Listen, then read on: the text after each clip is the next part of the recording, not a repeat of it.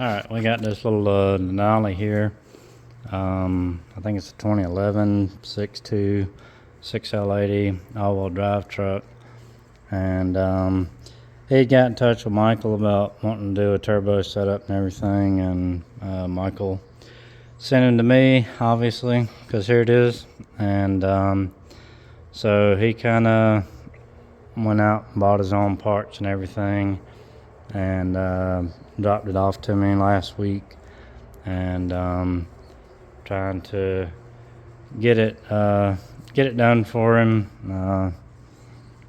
So anyway, without further ado, so it's a 6.2, I guess the 823 heads and whatnot. So he went with the Torker cam, the 200-205 cam that we put in that 4.8. And he got a 78-75 billet turbo with a 125 exhaust. And I think he got FIC injectors and the fuel pump and exhaust and all that stuff. So I'm gonna do the cam, pan gasket, oil pump, springs and all that stuff before we get started on the turbo stuff. I already got the exhaust out from under it and got the oil pan off and timing cover. This was VVT non-DOD, so we're just doing cam and springs and obviously getting rid of the VVT.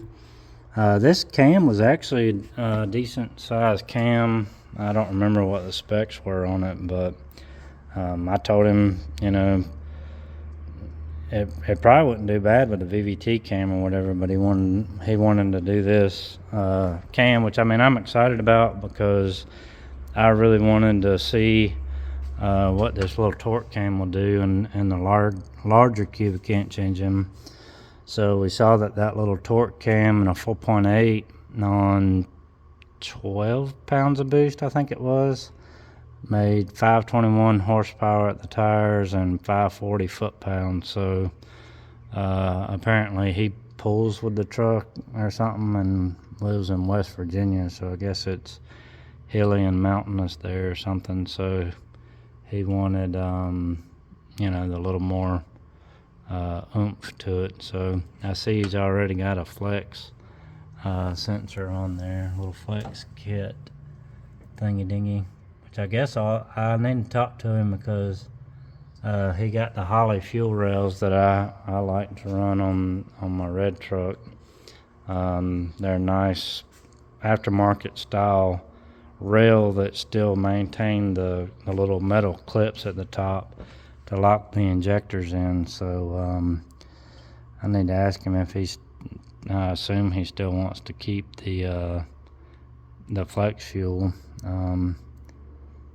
But I don't know if we'll have enough fuel if he's gonna be running flex with it. So you can cut it out to about E50 and still be good, and then you don't need as much fuel pump as if you're running like E85 or E98 or something like that. The higher percentage, the more it takes. So I think around E50 or E60 you still have the benefits of running the ethanol, and you don't need as much fuel system, because when you go to ethanol you better have some fuel because it takes a lot of it. And you can see I'm not the only one that uses mismatched spark plug wires. Looks like they got them numbered incorrectly. I don't know why they would be numbered, but that one says number 3, that's number 5. So anyway, let's see what he's got going on. I got the oil pan off, so I know I get asked a lot about the oil drain. So this is where I put the oil drain on the pan. It's right below this bolt. So what I do is I drill and tap it, and then bolt the pan on, and then Teflon I think I use a 1/2-inch pipe to a -10, so that's where I run it, and then that doesn't interfere with the AC or anything else, it's nice and clean and just a nice gravity fall down into the front of the pan, and it's above the oil level so it doesn't smoke. So he actually got a new pickup tube and a new oil pump, so I'll be putting that on. Here's all the parts and stuff he bought. So we got some stainless exhaust pipe, which looks like he'll need from where he's from, because I don't typically see trucks like this. I mean, this rough, you know, with this much rot. I mean, that's pretty bad for a 2011 truck, you know, because somebody said something about my white truck, my 92 truck, like, oh, well, it must be rotted out, you know, until you've gotten it for $300. And that truck's solid. I mean, this thing, you know, I'm from Georgia, so I don't typically see this much rust. And this might not be a lot of rust to some people, but that's a lot of rust to me. Well, then enter C10. So anyway, here's all those parts. We got an intercooler. Here's this little muffler. He's gonna regret running because that ain't doing nothing. We got some 7.4 push rods, which, fun fact, these trucks are not 7.4 push rods. They're 7.328. So these are probably gonna be too long. We got a new oil pump. We got fuel pump, exhaust flange, oil drain and feed. It looks like it's from VS Racing, so I'm sure they probably sent a weld-in bung, if I had to guess, for the, yeah, they sent a weld-in bung, because everybody's got a TIG welder and wants to weld it on. Our wastegate, and this is our pickup tube. There's our Torquenator camshaft, and then we got these are the Holley fuel rails I like. 534-244. So these fit the truck intakes and have different offsets and everything. So they fit really nice. I like those. Here's our PQI regulator, blow-off valve. Oh, that's a turbo blanket. And then we've got the FIC. I think typically they send the USB. I think hopefully they got the data in here to put in the HP tuners for the tune on it. And then here's our tailpipe that I really need 2 of these, because I use one, at least one, to build the downpipe to get it under the truck. And then most of the exhaust on these trucks is pretty straight. So again, I need to talk to him and see where he's wanting the exhaust to exit. Because this truck, surprisingly, because it's a 6.2, it had a 3.5 inch, nice 3.5 inch exhaust. And it looked like off the manifolds they were 2.5, and then wide into a single 3.5. And then it had a muffler and resonator, and actually came straight out the back. It didn't turn and go out behind the tire like normal. So I don't know if that's a Denali thing or what, but this is a little turbo I got. I hadn't seen one black before, a colored one. And then it's got a nice red billet wheel. Looks like a nice, I can't wait to see how this combo does. Because, like I say, I want to try the torque cam in my red truck and go down to a 78, 75 just for that instant boost. But he's sure going to have it in this thing with that Torquenator cam and that 78, 75. This thing ought to light off quick. And then he also got, I guess this is down here's a little crossover pipe and everything for the, I hope it fits, but I haven't looked at that yet, obviously.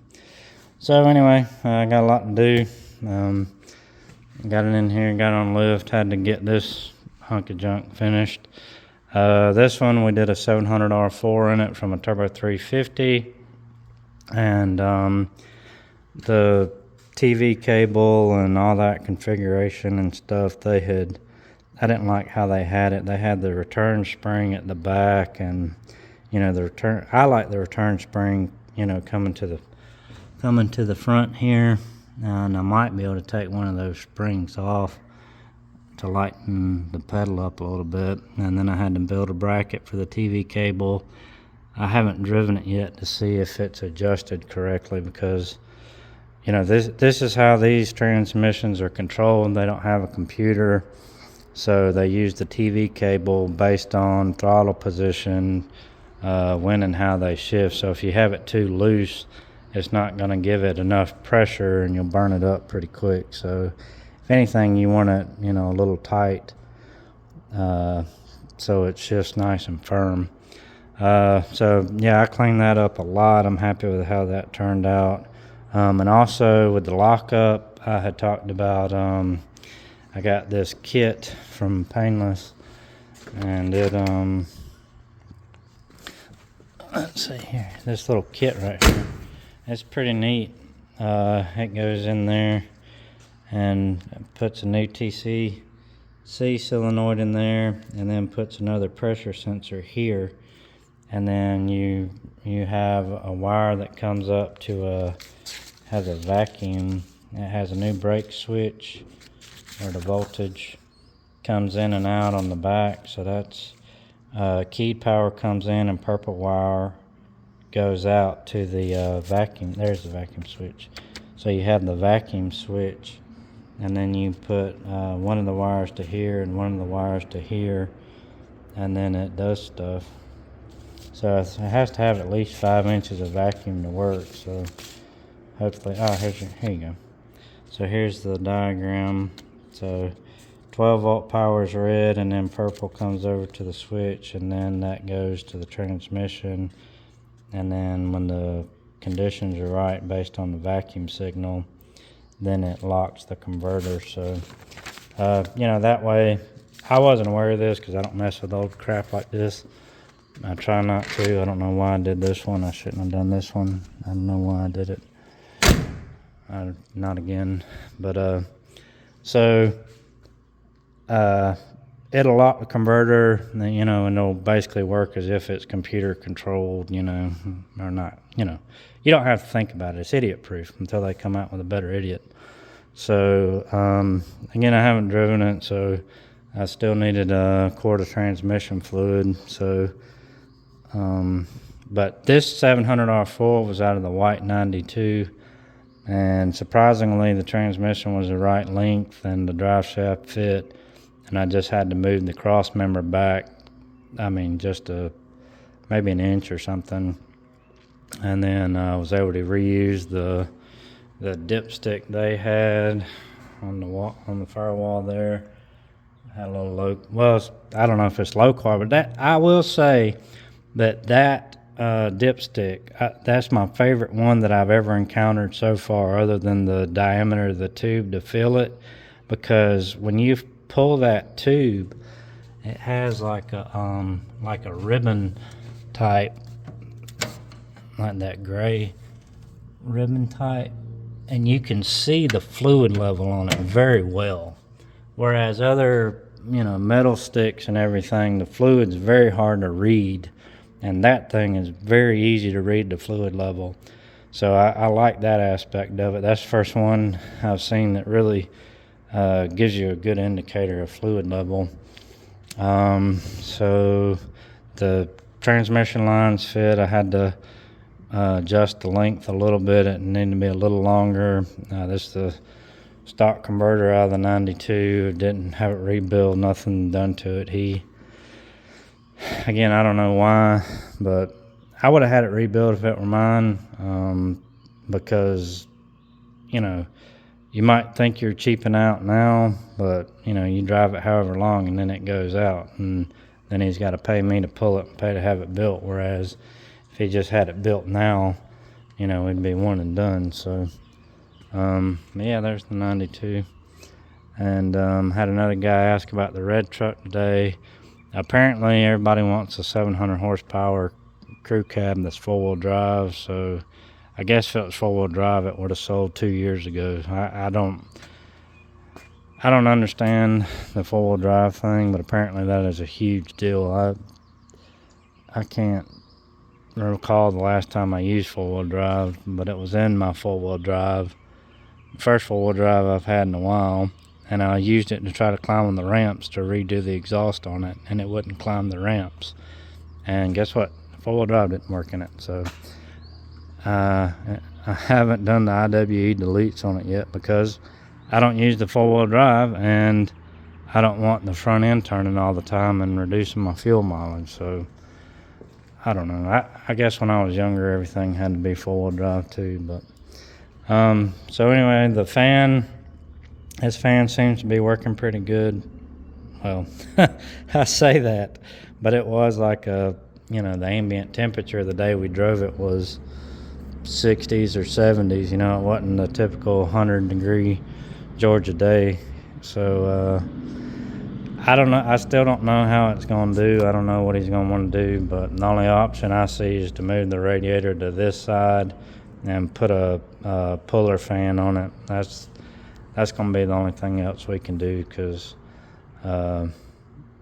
there's just, you can see there's no room between the radiator and the water pump. So anyway, I want this thing going. I'm sick of it being in my shop because, obviously something like this has got to stay inside, and you got to be careful around it. And I want it going.